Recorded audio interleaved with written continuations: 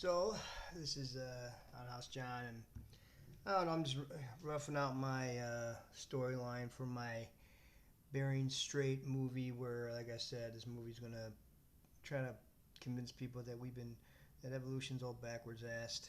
So, it's just a rough draft. I'm telling you right now, like I said, these pencils here, I just bought these pencils at Walmart. USA, made in the USA. Or was it say USA titanium? They're probably not even made in the USA. They just use that to, just because it says that doesn't mean it wasn't made there. It's out of California with premium American wood and imported parts. Yeah, that's what I thought. They lie on these packagings. They're lying now. They're just even if it said it's made in the USA, chances are they're lying about it. You gotta read it closely because these are the worst freaking pencils I've ever used, man. I'm probably gonna go through every one of these pencils, in about probably less than a week. There's 48. They're gonna be these things are horrible, man. I don't know if it's it or the pencil sharpener, but I think these pencils they're driving me crazy.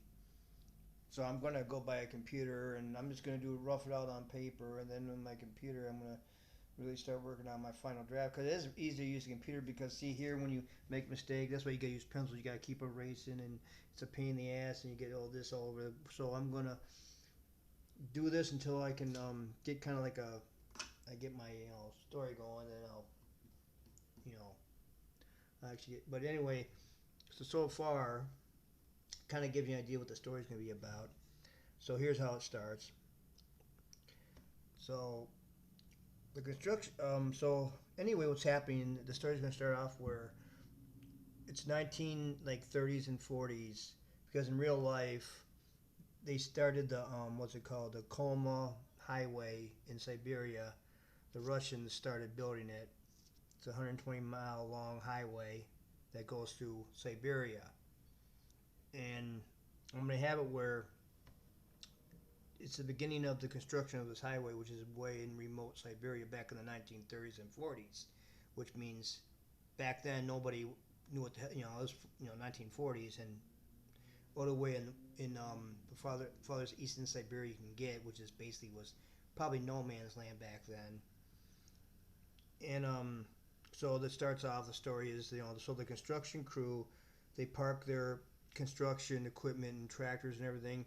It's before they started work on the highway. They gathered all their equipment at the beginning of this. I'm gonna say it's. I'm just gonna make up their. They're going through this. They marked their easement to do the highway, and right now they have to go through this patch of woods, this huge patch of woods, clear out the trees. How you make a highway. You clear the trees out, you burn them, and up there they're out in Siberia, so they get the trees and they make bonfires out of them so they can keep themselves warm in their campsites. So the construction crew pack their construction vehicles at the entrance of the proposed easement of the highway, of the huge highway they're gonna, rough in, then head into their tents for the night. One of the crewmen hears some loud banging coming from outside. He looks out of the tent and sees some men bashing up the heavy construction tractors with unbelievable superhuman power. He wakes the rest of his crew. They storm out to stop them. They are they meet these there's like three of them. Two of them are like huge. They're Neanderthals is what they are. They're like they're like Bigfoot size almost. These two of them are like almost Bigfoot size, but they're still kind of human, between human and Bigfoot size.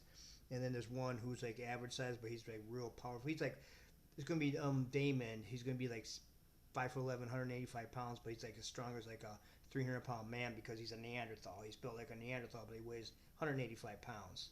So and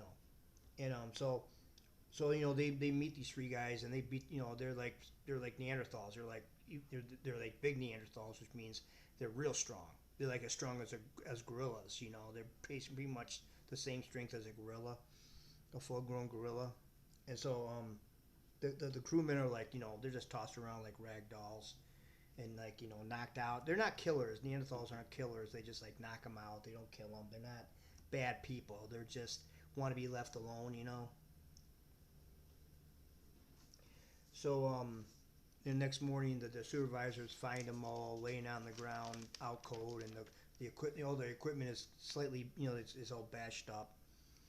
So the supervisor is like, kind of like a little script here. The supervisor comes in, who smashed the trucks, and one of the workers answers, some unbelievably powerful men. We tried to stop them, but they threw us around like we were little children. And the supervisor's like, were they big? The worker's like, two of them were much bigger than average. The other one was a bit over average, but very strong for his size. So the crewmen and equipment are repaired.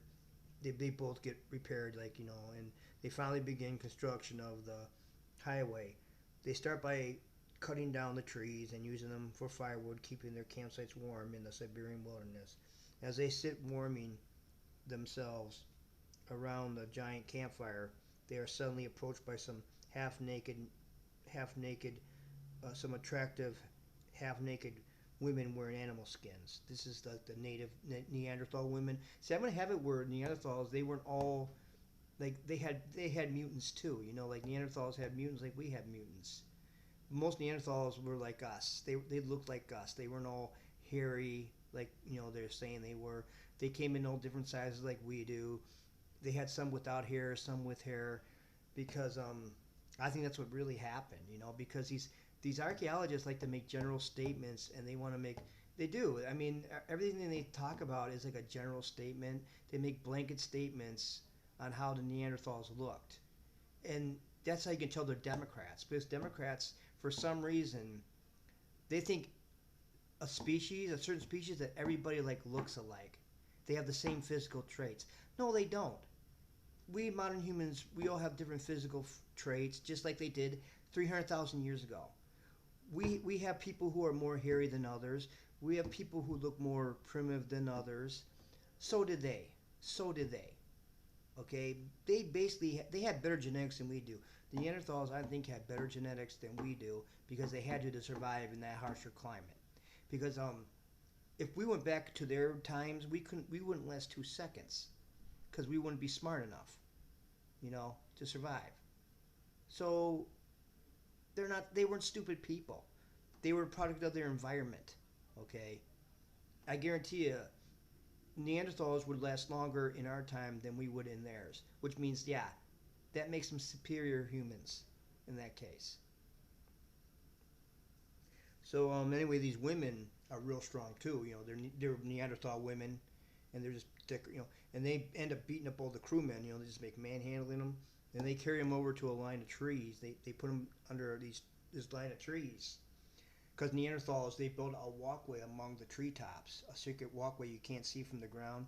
So the women tie the guys up to these ropes that are sent down, and they're pulled up into the trees, and then they're tied onto this big vine that's like they're pulled up the side of this big huge mountain.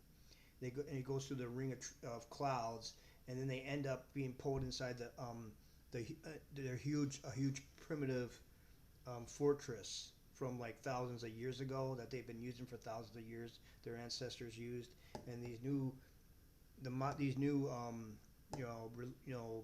Neanderthals, they've been living years for thousands of years in this fortress. These Neanderthals, and these are the younger versions now. They're still in there, and so there's like a group of 7. They're the leaders of I call it the Skirkwoods tribe. They're the last of the full-blooded Neanderthals. So these guys are pulled up into this fortress, and now they can speak English because they've evolved too. These Neanderthals have kind of like studied. They've been studying as they were alive. They've been hiding in these woods in Siberia, but they've still been kind of like paying attention to what's going on in the new world. They're up to speed on how the modern world works in 1940. So they're they're actually nice. They're not bad people. They just want to be left alone. They're fighting for their survival. So they're kind of that's what they're doing. They don't want to be found. They don't want anybody taking their last woods away from them. They don't want anybody taking their territory away from them. They want to be in charge. They're not ready to go away. So I'm gonna come back with part 2 of this, of what I have so far. I think I finally got it. My movie idea.